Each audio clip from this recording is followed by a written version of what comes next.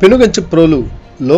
ఘర్ ఘర్ కా తిరంగా యాత్ర భారత ప్రధానమంత్రి నరేంద్ర మోడీ పిలుపు మేరకు ఎన్టీఆర్ జిల్లా జగ్గైపేట నియోజకవర్గం ఈరోజు పెనుగంచిప్రోలు గ్రామంలోని ఘర్ ఘర్ తిరంగా కార్యక్రమంలో భాగంగా పట్టణంలోని పలు పాఠశాల విద్యార్థులతో తిరంగా యాత్ర నిర్వహించడం జరిగింది. జాతీయ జెండాను చేతపట్టి పెనుగంచిప్రోలు గ్రామంలో